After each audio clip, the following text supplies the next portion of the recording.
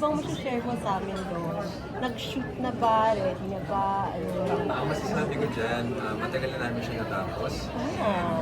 I'm so happy to be working with other Star Magic artists din sa Angie. Ang dami ko rin po natutunan.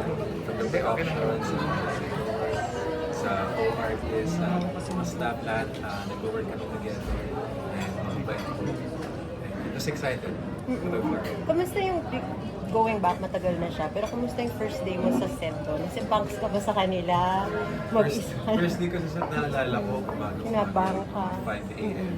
Like before mag-iiyak, lakad na ako ng lahat kasi hindi ako mapakali. And ang dami ko kinakausap kung okay ba to? Tapos ang dami kong times na ito lang ako sa gilid, magre-rehearse lang. Pero after nung first take, as in, ay, Nag-warm up ka. kaya pa na ito kasi na. Parang na-enjoy ko siya, tsaka kasi yung mga kasama mo rin talaga doon yung magpapastay sa'yo kasi mag-enjoy ka kapag kasama mo sila. Pero if talking about acting lang, I'm enjoying it and I'm so excited to improve. And kapareha mo dun si Angie. Yes po. How's working with Angie? Angie is so hardworking. Before pa lang kami ng taping, she used to text me kung gusto mag-practice ganyan, with other mga staff din, directors. And makikita mo talaga sa kanya yung push na gusto niya mag-shine and ipakita yung skills na meron siya. Since mag-Holy Week na, plano nyo sana makapag-vacation, gaano ba kahalaga sa inyo yung may break kayo from the grind, sunod-sunod din yung Yes, Non-showbiz sobrang mo. halaga talaga na may break. Kasi pag nakasama mo yung family mo or yung mga friends mo, parang restart ka kasi sa dami ng work na nangyayari. Although nag-enjoy kami sa mga work namin, pero iba pa rin talaga pag nagkaroon kami ng break talaga na walang work and kasama lang yung mga mahal mo sa buhay.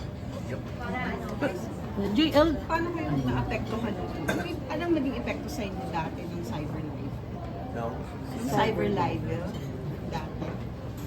Kung paano siya nakalaw. paano naka-affect? Ano Siguro for anyone naman siguro na maka-experience ng bullying, any form of bullying, cyberbullying, makaka-affect talaga siya sa mental health. Pero by doing yung ginawa namin sa court, yung mga legal terms, I think naka-add siya sa amin ng avoid siya pagpiyansa kasi kailangan din namin ipaglaban yung sarili namin no matter what kasi deserve din naman namin yun. And lahat ng mga tao deserve ng justice. lately ba nakaka-experience mo kayo? Yung mga ngayon, mga sa atin na, mga konti-onti na lang. Pero para pag iisipin mo, hindi naman siya makakapekto sa oras mo. Tsaka parang mga wala na magawa. Ganun. Last two questions Guys, po. aware ba kayo na nakukompare kayo sa SB19? Yes, aware naman po kami and I think hindi po maiwasan mga ganun. A lot of groups parang kino-compare nila. Pero kami po, we're just focused on our group and helping each other out kung paano pa kami release ng music. And we are so happy na, you know, we were friends with SB19, Vini, and all of the hip-hop groups.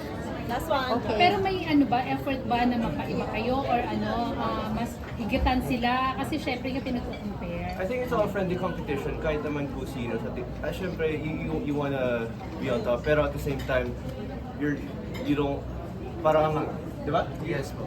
We want Walang to be the katakas. best version of ourselves. Yeah, I think we all have our different lanes kung saan kami, kunwari, for BGYO, I think for BGYO we found our lane and we're trying to stick with our sound, with focus more on our group.